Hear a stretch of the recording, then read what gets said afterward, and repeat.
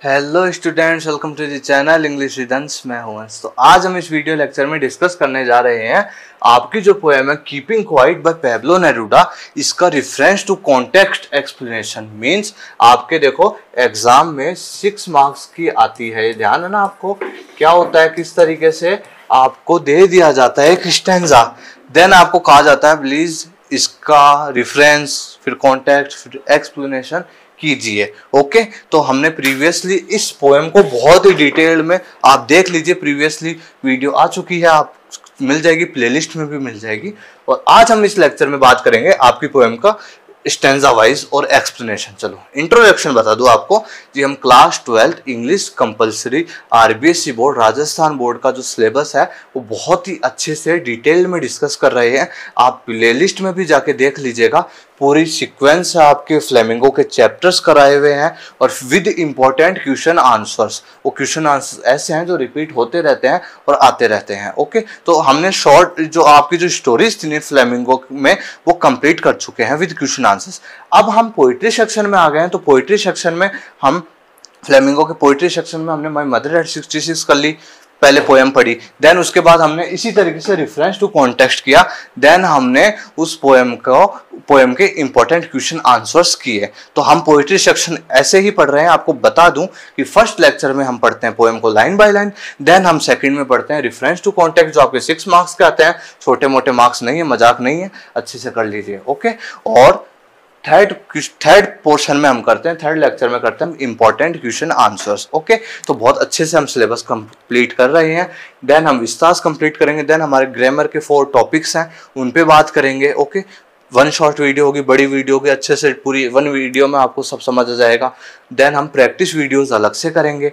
Okay, और short composition वाला portion है वो करेंगे। टिल दी बोर्ड एग्जाम तक हम बहुत अच्छे तरीके से आपका पहले तो सिलेबस कंप्लीट कर लेंगे, फिर इंपॉर्टेंट आपके लिए मोटिवेशनल वीडियोस लाऊंगा। आपको किस तरीके से एग्जाम में आपकी कॉपी लिख कर आनी है, उस तरीके से आपको मोटिवेट करूंगा, आपको बताऊंगा, चीजें गाइड करूंगा। Okay, till the board exam तक हम बहुत अच्छे से प्रिपेयर करने वाले हैं, तैयारी करने वाले हैं विद माय गाइडेंस। आपके जो हमारा टारगेट है 95+ मार्क्स का, वो आप जरूर गेट कर पाओगे। ओके, अच्छे से गेट कर पाओगे। आप आज ही चैनल से जुड़ जाए, अगर नए हैं तो आप ऑब्जर्व कीजिए चैनल को, वीडियो लेक्चर देखिए, बहुत ज़्यादा बेनिफिशियल रहेगा। छोटी मोटी समरी नहीं कराता हूँ मैं, बहुत डिटेल में चीज़ कंप्लीट करवाता हूँ आपकी। ओके, तो हम बहुत अच्छे से कंप्लीट करने वाले हैं अपनी क्लास 12 इंग्लिश कंपलसरी। तो आप 12th क्लास आरबीएसई बोर्ड के विद्यार्थी हैं, राजस्थान बोर्ड के विद्यार्थी हैं, तो आज ही चैनल से जुड़ जाइए। चलिए, तो ऐसे स्टैंजा आ जाता है जी आपका। फिर आपको लिखनी पड़ती है एक्सप्लेनेशन। और अब देखो मैं आपको बता दूं, आपको तरीका भी बता रहा हूं मैं। अब ऐसे स्टैंजा आ गया, आपको अपनी नोटबुक में लिखना है ऑन आंसर। ओके, अब ये आपको लिखना है ना, तो कैसे लिखनी है आपकी नोटबुक में, जैसे फर्स्ट लिख लीजिए now we. Okay, dash dash dash dash dash dash dash. Stanza तो दे दिया जाएगा, स्टैंजा थोड़ी ना लिखोगे नोटबुक में, डैश। तो सो मच। ओके, तो इस तरीके से आप जब आंसर लिखोगे तो प्लीज ये चीज अपनाइएगा, अच्छा इंप्रेशन पड़ता है। ओके, तो इस तरीके से स्टैंजा आ गया आपका। देन हम आते हैं अब एक्सप्लेनेशन पर। चलो, तो फर्स्ट आपका आएगा रिफरेंस। रिफरेंस यानी क्या होता है, संदर्भ। इन हिंदी आप हिंदी में भी करते हो ना, संदर्भ करते हो, फिर प्रसंग लिखते हो, फिर उसकी व्याख्या लिखते हो, विशेष लिखते हो। तो उसी तरीके से सिमिलर चीज है। तो रिफरेंस की मीनिंग आपको क्वेश्चन में मिल जाएगी, कॉन्टेक्स्ट की मिल जाएगी, एक्सप्लेनेशन की याद कर लीजिएगा थोड़ा सा। ओके, तो रेफरेंस क्या है, रेफरेंस आपको रटा हुआ बता रखा है मैंने कि these line have been taken from the poem. Poem का नाम keeping quiet. These lines have been taken from the poem, poem का नाम written by Pablo Neruda. Okay, तो पोएम का नाम बदलेगा, पोइट का नाम बदलेगा, बाकी सेम है। माई मदर एट 66 में क्या था, These lines have been taken from the poem My mother at 66 written by कमला दास। तो बस पोएम में स्टैंजा पहचानिएगा, एग्जाम में अच्छे से तैयार कर लीजिएगा, एग्जाम में आ सकती है इस बार ये पोएम। ओके, चलो, तो These lines have been taken from the poem Keeping Quiet written by Pablo Neruda. ये रेफरेंस रहेगा हर इस पोएम के स्टैंजा में, यही रेफरेंस रहेगा। कॉन्टेक्स्ट होता है ये प्रसंग। तो इस स्टैंजा में क्या बता रखा है उसके बारे में 2-3 लाइन हमको कॉन्टेक्स्ट में लिखनी पड़ती है। Okay, in these lines the poet is talking about keeping still and quiet for some time. ये जो स्टैंजा दिया गया है, आप इन दिस लाइन लिख सकते हो, इन दिस स्टैंजा लिख सकते हो कि इन लाइन में जो पोइट आपके वो क्या किस बारे में बात कर रहे हैं, कीपिंग स्टिल, एकदम स्थिर चुप रहने के लिए बात कर रहे हैं कुछ समय के लिए, some time. Okay, he says that to stop speaking and moving for some seconds. अब कह रहे हैं कि थोड़े समय के लिए जी आप बिल्कुल चुप हो जाइए, कुछ भी बोले मत और मूव भी मत होइए, हिले डुले भी नहीं, कुछ सेकंड के लिए।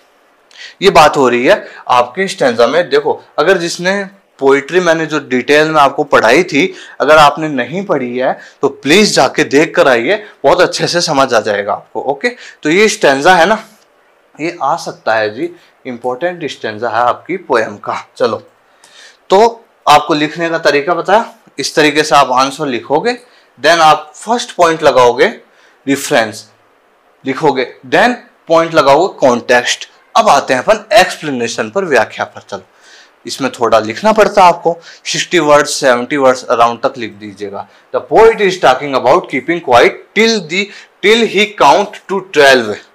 पोइट कह रहे हैं, अब ये नोटबुक में लिख लीजिएगा, आपको बहुत अच्छे से मैटर तैयार करा है बैठकर मैंने, जिससे आपको इधर उधर देखोगे ढूंढने को नहीं मिलती, चीजें समझ नहीं आती है, तो आप इनको अपनी नोटबुक, मैंने आपको पहले से बता रखा कि अपनी एक सेपरेट नोटबुक रखिए, बहुत अच्छे से फायदा मिलेगा आपको, इतना अच्छा कंटेंट दे रहा हूं।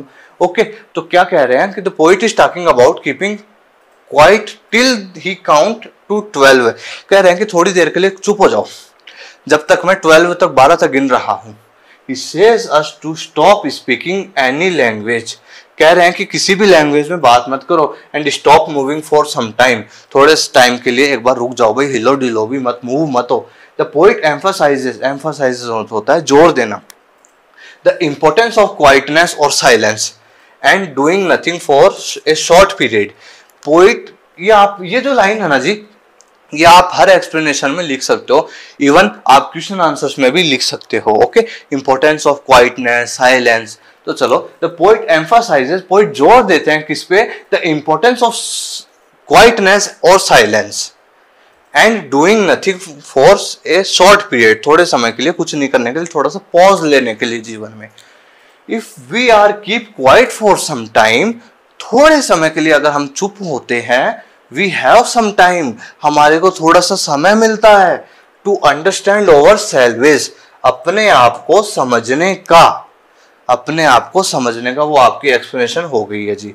ओके, आपको थोड़ा छोटा लग रहा है, लेकिन आप कोई बात नहीं, आप लिख लीजिएगा, उस स्टैंजा में इतना ही मैटर है तो इतना ही लिखोगे, बाकी आप रेफरेंस, ये जो कॉन्टेक्स्ट की लाइन होती है ना, ये भी लिख सकते हो आप इसमें, बाकी लिख चुके हैं हम। ओके, एक दो लाइन बाकी। देखो, the poet is talking about keeping quiet till he count to 12। He says us to stop speaking in any language and stop moving for some time. चलो, the poet emphasizes the importance of quietness or silence and doing nothing for a short period. Okay, if we are keep quiet for some time, थोड़े समय के लिए अगर हम चुप होते हैं, शांत होते हैं, सोचते हैं, we have some time, हमारे पास थोड़ा सा समय होता है to understand over salvage जी। क्रिटिकल नोट्स, विशेष लिखते हो ना हिंदी में, तो इस तरीके से, बाकी लिखने की इसकी जरूरत नहीं है, आपको मेंशन नहीं कर रखा आपकी कि लिखना बाध्य ही है, ये तो थोड़ा सा हम इंप्रेशन जमाने के लिए अगर लिखना चाहें तो लिख सकते हैं, बाकी आपका काम यहीं पर ही कंप्लीट हो जाता है। अच्छे से देखो, ये चीज जरूर कीजिएगा आपकी नोटबुक में। Okay, then reference, context, explanation. Okay, तो फिर क्रिटिकल नोट्स लिखना चाहो तो फर्स्ट पॉइंट तो सेम रहेगा, और सेकंड पॉइंट में आप थोड़ा सा कॉन्टेक्स्ट से लिख सकते हो। देखो, the poet uses very lucid language, simple language in this stanza, ये चीज आप लिख सकते हो, कॉमन है। ओके, हर किसी पोएट्री एक्सप्लेनेशन में आप ये चीज लिख सकते हो। चलो, he wants to convey us the importance of silence, तो इस जो स्टैंजा था उसमें इन्होंने क्या बताया, इंपॉर्टेंस ऑफ साइलेंस बताया हमारे को। ओके, तो फर्स्ट स्टैंजा कवर हो गया आपका, ये आपके अभी 2024 में आया था। It would be an exotic moment without rush, without engines, we would all be together in a sudden strangeness. तो मैंने आपको क्या बताया, किस तरीके से लिख कर आओगे, इट वुड लिख दीजिएगा पहले, dash dash dash dash dash strangeness. फिर आप पहला पॉइंट डालोगे रेफरेंस। रेफरेंस मैंने वापस नहीं लिखा है, क्यों नहीं लिखा है? क्योंकि सेम होता है। These line have been taken from the poem keeping quiet written by Pablo Neruda. Okay, context में बात करते हैं, क्या बात हो रही है इस स्टेंजा में। Here the poet conveys the message of keeping quiet and silent। इस स्टेंजा में पोइट है वो मैसेज दे रहे हैं कीपिंग क्वाइट का और साइलेंट रहने का। He tries to convince people to importance of quietness और silence। कॉमन चीज है यार इस पूरी पोएम में, यही बात है। ओके, तो इंपॉर्टेंस बता रहे हैं क्वाइटनेस का और साइलेंस का। अब आते हैं अपन एक्सप्लेनेशन पर। The poet says that when everything will quiet and still, जब पोइट कह रहे हैं कि जब सारी चीजें स्टिल हो जाएगी, स्थिर, चुप हो जाएंगे, हम सब क्वाइट हो जाएंगे कुछ समय के लिए, सब कुछ चीजें, it will be an exotic moment. ये मोमेंट तो एक तरीके से विचित्र मोमेंट हो जाएगा, एकदम अनयूजुअल मोमेंट हो जाएगा। विचित्र, हम एक विचित्र होता है एक्सोटिक का meaning. Okay, when there will no rush, कोई रश नहीं है, कोई भी भेड़ चाल नहीं है, कोई भी भाग ना हबड़ तबड़ नहीं कर रहा है, कोई भी नो मशीन्स, कोई भी मशीन्स नहीं चल रही हैं, कोई भी वर्क नहीं हो रहा है, नो क्राउड, कोई भी क्राउड भीड़ भाड़ नहीं है, मशीन्स व्हीकल्स नहीं चल रहे हैं। ओके, ये तो एक एक्सोटिक मोमेंट हो गया ना, ये तो एक विचित्र चीज हो गई। लोग बोल भी नहीं रहे हैं किसी लैंग्वेज में, किसी लैंग्वेज में बात नहीं कर रहे हैं, एकदम क्वाइट है, चुप, साइलेंट है, एकदम स्टिल, एक तरीके से स्थिर है एकदम। कोई व्हीकल्स नहीं चल रहे हैं, रश नहीं हो रहा है, क्राउड नहीं है। They will feel a strange काम एंड क्वाइट मोमेंट। हम फील करते हैं कि स्ट्रेंज, अनजान मोमेंट्स, क्वाइट मोमेंट्स, चुपचाप खामोशी के कुछ अनजान मोमेंट्स हम महसूस करते हैं। We will together and feel strangeness. और हम सब ऐसे टाइम पे एक जगह ही होते हैं भाई, अब सब एक तरीके से हो जाएंगे तो सब सिमिलर हो गए। ओके, तो हम क्या फील करते हैं? स्ट्रेंजनेस, एक अनजानापन सा फील करते हैं कि यार ये क्या एक्सोटिक मोमेंट है ना। We find some time for our selves. हम अपने, अब देखो ये चीज होगी ना तो हम थोड़े समय के लिए पॉज होंगे, क्वाइट होंगे, कुछ मूव नहीं करेंगे, तो हमारे पास क्या होगा? थोड़ा समय होगा पॉज होने का। अगर हम पॉज होते हैं थोड़ा थोड़ा तो we find some time for our selves. हम हमारे लिए थोड़ा सा समय निकालेंगे फॉर ओवर गुड, हमारे भले के लिए। We have some time so we have some time to see the nature. हम थोड़ा सा समय निकालेंगे किसको? प्रकृति के लिए, थोड़ा सा प्रकृति को देखने के लिए। एंड अंडरस्टैंड ओवर सेल्वेज, हमारे आप को समझने के लिए।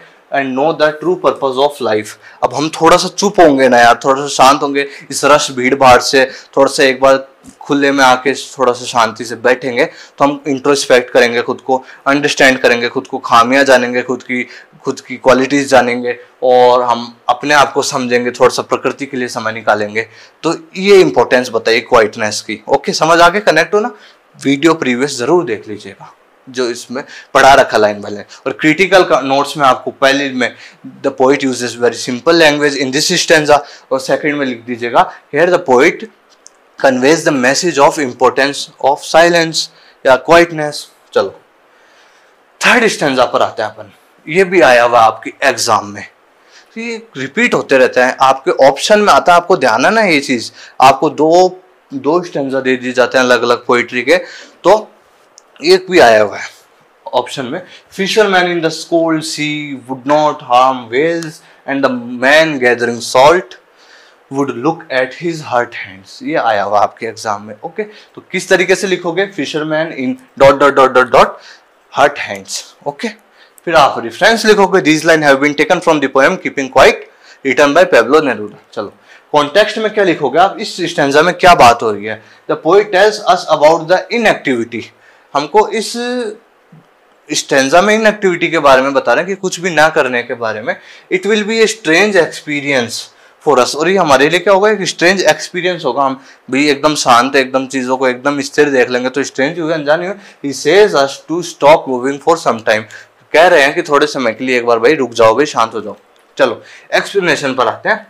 लिख लीजिए प्लीज, समझ लीजिए, अपनी नोटबुक में लिख लीजिए, वीडियो को फिर देख लीजिए, कंप्लीट है आपका मामला सारा। ठीक है, Explanation. The poet says that fishermen will stop hurting whales. अब फिशरमैन अपना काम, वो फिशरमैन होते हैं जो मछुआरे होते हैं, वो समुद्र तट के पास वो वेल्स को, जो भी मछलियां होती हैं उनको हर्ट करते हैं, मतलब उनको शिकार करते हैं. ओके, इन द कोल्ड सी. चलो, द मैन वो गैदर सॉल्ट, वह व्यक्ति जो साल्ट नमक इकट्ठा करता रहता है अपने हाथों से, he will also stop for some time, थोड़े समय के लिए वो भी रुकेगा. इन दोनों के जरिए हम सब के लिए कहा इन्होंने. देखो, नाम तो फिशरमैन का ले दिया, साल्ट गैदरिंग मैन का ले दिया, लेकिन इंक्लूड हम सब हैं. हम सब एक तरीके से रश हो रखे हैं, बुरे तरीके से मैड हो रखे हैं काम अपनी ड्यूटीज निभाने में, रिस्पॉन्सिबिलिटीज करने में, अपने वर्क्स करने में. तो हम क्या यार अपने आप को ही हर्ट कर रहे हैं, अपनी चीजों को हर्ट कर रहे हैं, तो हमारे पास खुद के लिए समय नहीं है. तो हम एक बार कुछ समय के लिए रुकेंगे ना, we will also stop for some time, we will also stop for some time. Okay, थोड़ा सा रुकेंगे तो क्या, then he realizes, then we realizes, दोनों को लेके चलो, एंड विल लुक, हम रियलाइज भी करेंगे, लुक भी करेंगे एट हिज इंजर्ड हैंड्स. व्यक्ति साल्ट गैदर करने वाला बेचारा सारे दिन गया, तो उसके हाथ इस तरीके से छिल गए होंगे, खून आने हो गए, तो इस चीज हो गई. तो हम सब अपने एक तरीके से अपने कामों में इंडल्ज्ड रहते हैं, तो हम बहुत बुरी तरीके से हम हर्ट करते हैं अपने आप को. अब आप कोई भी व्यक्ति ड्यूटीज निभा रहा है, कोई भी रिस्पॉन्सिबिलिटी जो भी काम कर रहा है, तो वो खुद को इंजर्ड करता है. चाहे आप पढ़ रहे हो तो खुद को इंजर्ड कर रहे हो थोड़ा थोड़ा किसी भी वे में. चलो, तो थोड़ा सा पॉज होने के लिए क्या है, लुक, देखो अपने हाथों को एक बार, देखो तुझे कितनी मेहनत कर रहे हो आप, कितना, थोड़ा सा शांत हो जाओ भाई, थम जाओ थोड़ा. Okay, the poet wants to say that if they are stop for some time, connect रहना, they will realise their work. हम थोड़ा देर, अगर देखो वो थोड़ी देर के लिए रुकेंगे ना, तो अपने काम को देखेंगे कि यार हम तो यार सारे दिन ही इन चीजों में लगे रहते हैं. हाँ, तो सारे दिन ही पढ़ते रहते हो. ओके, नहीं पढ़ते हो है ना, तो there works and harms. Okay, तो अपने काम को देखेंगे, अपने हार्म्स को, क्या ये काम करते करते साला क्या हो रखी है. Okay, these inactive moments give us some time. ये जो इनएक्टिव मोमेंट्स है ना, ये जो थोड़ा सा पॉज है, थोड़ा सा साइलेंट मोमेंट्स है, हमको थोड़ा सा समय देंगे किस चीज के लिए, अंडरस्टैंड ओवर सेल्वेज, थोड़ा सा खुद को समझने के लिए. And we introspect our selves, हम खुद का आत्मनिरीक्षण करेंगे, हम खुद को जानेंगे.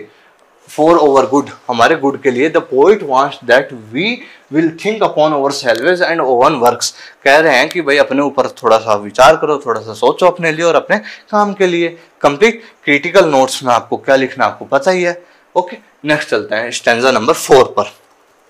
Those who prepare green wars, wars with gas, wars with fire, victory with no survivors, would put on clean clothes and walk about with their brothers in the shed doing nothing. तो किस तरीके से लिखोगे, those who फिर dash dash dash doing nothing. Okay, next चलो reference वही होता है. These lines have been taken from the poem Keeping Quiet written by Pablo Neruda. चलो, here the poet conveys the message of building a peaceful environment. अब वो wars के लिए मना कर रहे हैं, जो लोग प्रिपेयर करते हैं और सब लड़ाई झगड़े के लिए मना कर रहे हैं, तो एनवायरमेंट, पीसफुल एनवायरमेंट मिलेगा ना हमको अगर ये चीजें नहीं होंगी. तो here the poet conveys the message of building a peaceful environment. एक पीसफुल एनवायरमेंट बनाने के लिए he appeals us to stop wars and gives us a message of brotherhood. ये हमारे को वॉर्स को स्टॉप करने के लिए कह रहे हैं कि भाई रुक जाओ, थम जाओ, मत लड़ाई झगड़े करो, कोई मतलब नहीं इन चीजों का. And gives us A message of brotherhood, और ब्रदरहुड का, भाईचारे का मैसेज दिया है उन्होंने. चलो एक्सप्लेनेशन में देखो. In this line the poet wants WARNS, उनको कह रहे हैं भाई, those who prepare Wars and harm nature. भाई तुम जो लोग वॉर्स की तैयारी करते हो, नेचर को हार्म करते हो, they are selfish and only wants to be full, feels powerful and thought that क्या they may be victorious. देखो वो क्या सेल्फिश होते हैं और अपने आप को पावरफुल फील, क्या हम ही हैं एक powerful. Okay, thought that they may be victorious, हम ही विजेता हैं जी. But such victory it useless और meaningless. लेकिन यार ऐसी विक्ट्री का क्या मतलब जिसमें ना तो कोई फायदा होता है और सिर्फ हानि ही हानि होती. लोगों की भी देखो युद्ध होते हैं, तो क्या कोई कितना ही पावरफुल हो, मानते हो ना, कितना ही पावरफुल व्यक्ति हो, कितना ही दोनों देश हो, तो हार्म तो दूसरे को भी होगा. ठीक है ना, चाहे पावरफुल वाला उसको भी हो गई, तो जनता को हार्म होता है, एनवायरमेंट को हार्म होता है. तो क्या कहना चाह रहे हैं कि ऐसी विक्ट्री का क्या, विक्ट्री ऐसी जीत का क्या, but such victory it useless, useless है और मीनिंगलेस है, because both the victory and vanquished, vanquished होता है जो जीतता है ना, विक्टर और वैंक्विश जो हारने वाला, सफर्स अलॉट, सॉरी, जो इसमें पराजित हो जाता है, पराजित हो जाती है जिसकी।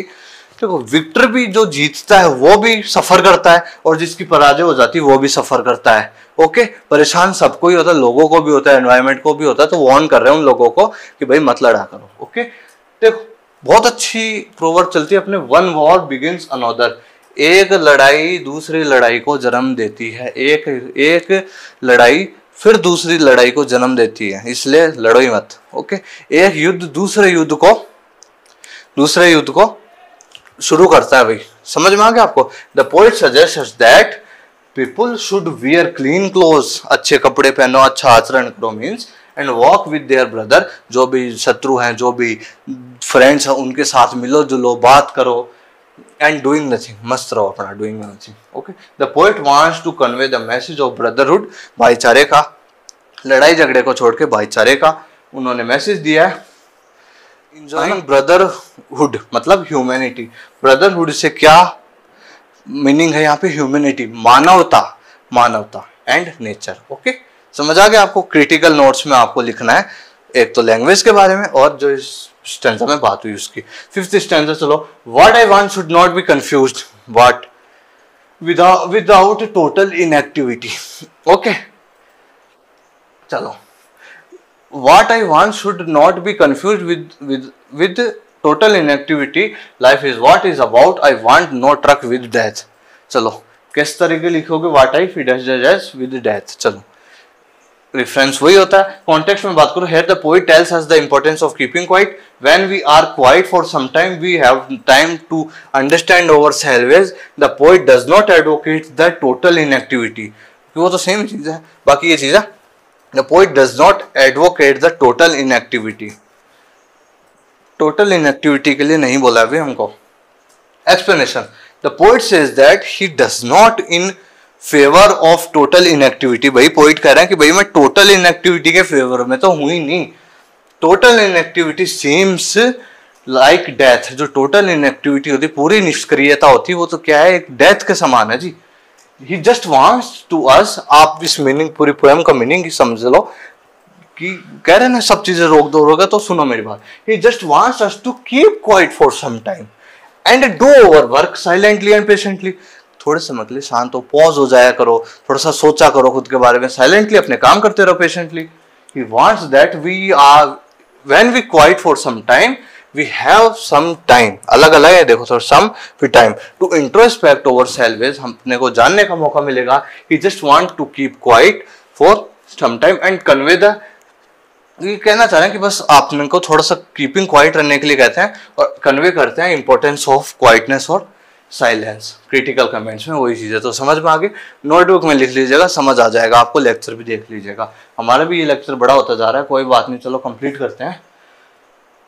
चलो हाँ, if we are not so single minded about keeping our lives moving and for once could do nothing, perhaps a huge silence might interrupt this sadness of never understanding ourselves and of threatening ourselves with death। चलो, if we are dash dash dash with death। Okay, इस तरीके से लिख कर आना है जी। Reference वही होगा इसमें, कॉन्टेक्स्ट भी प्रीवियस वाला, जो ये जो था ना, ये कॉन्टेक्स्ट यही इसमें लिख लीजिएगा। ओके, तो एक्सप्लेनेशन पे बात करते हैं। The poet tells us stop for some time and says us to introspect ourselves, when we understand our weakness and flaws, कमियां, then our sadness is vanished. हमारी जो सैडनेस है ना जी, अगर हम अपने आप को थोड़ा सा समय देंगे, थोड़ा सा जानेंगे अपने आप को थोड़ा सा, ओके, तो हम जो सैडनेस उगती है ना अपने अंदर, sadness brings many conflicts and despair. और देखो सैडनेस क्यों, देखो हमको डिस्पेयर, निराश कर देती है, द्वंद्व में कर देती है। So if we keep quiet for some time, तो सैडनेस होगी ही नहीं ना। अगर थोड़े टाइम के लिए हम थोड़ा सा कीप क्वाइट हो जाएंगे, खुद के लिए सोच लेंगे, then we have some time to understand ourselves, हम अपने आप को समझ लेंगे। We know that what is wrong, what is right for us. और अगर हम कुछ गलत करेंगे, थोड़ा सा सोच समझ के हम थोड़ा सा पॉज हो के जीवन में चलेंगे तो कोई दिक्कत ही नहीं है, सैडनेस आएगी नहीं। ये बता रहे हैं क्रिटिकल नोट्स में, आप वही लिखोगे, एक्सप्लेनेशन यही है आपकी जी। लास्ट स्टैंजा, और ये इंपॉर्टेंट स्टैंजा है, बाकी इंपॉर्टेंट मैं आपको चलो बाद में बताऊंगा, एक बार कंप्लीट कर लेते हैं। ये इंपॉर्टेंट है, फर्स्ट इंपॉर्टेंट था, perhaps the earth can teach us, बहुत इंपॉर्टेंट है, क्वेश्चन भी आते हैं। As when everything seems dead and later proves to be alive, now I will count up to 12 and you keep quiet and I will go. And I will go. Okay. तो अब बोल रहे हैं कि देखो, poet emphasizes the importance of silence। चलो, poet emphasizes the importance of silence, ये बता रहे हैं अपने को साइलेंस का। The earth teaches us, we too can like the earth and learn a lot of from the earth। कह रहे हैं कि अर्थ बहुत ज्यादा हमको टीच कर सकती है चीजें। ओके, हम खुद भी अर्थ की तरह, पृथ्वी की तरह बन सकते हैं, उससे काफी चीजें सीख सकते हैं। ये कॉन्टेक्स्ट हो गया आपका। एक्सप्लेनेशन में the poet says that we can learn from the earth which appears lifeless and inactive in autumn. Autumn के सीजन में हमको अर्थ कैसी लगती है? लाइफलेस लगती है, एकदम बेरुखी सी, इनएक्टिव लगती है कि ये तो क्या है, एकदम इनएक्टिव हो रखी है। Okay, and then become full of life in spring. और स्प्रिंग का सीजन आता है ना जैसे ही, तो भाई एक्टिव रहती है, खूब सारी हमको नेचुरल ब्यूटीज दिखती है हमारे को, बहुत सारी हम देखते हैं कि इतने ब्लूम हो रहे हैं फूल वगैरह सारी चीजें। वी आल्सो डू दिस, हम खुद भी इस तरीके से करते हैं। If you are keep quiet for some time and do not move, then we have some time to introspect ourselves, we have some time to understand our weakness and flaws, kamiyan। Okay, we will know the true purpose of life, we can make a new and better beginning। हम एक new beginning start कर सकते हैं अगर थोड़ा सा pause होकर थोड़ा सा सोच लें तो ये हो गई आपकी पोएम के कंप्लीट स्टैंजास। कितने स्टैंजा थे आपके? 6 स्टैंजा थे। वीडियो भी लंबा हो चुका है अपना, लेकिन आपको अच्छे से समझा दिया रीड कर करके। ओके, चलो क्रिटिकल कमेंट्स में फर्स्ट में लैंग्वेज वाला लिख देना, दूसरे में इंपॉर्टेंस ऑफ साइलेंस और क्वाइटनेस। अब थोड़ा सा टिक लगा लो, ये इंपॉर्टेंट रहता है जी। ओके, बिल्कुल। नेक्स्ट कौन सा था? We are not so single minded.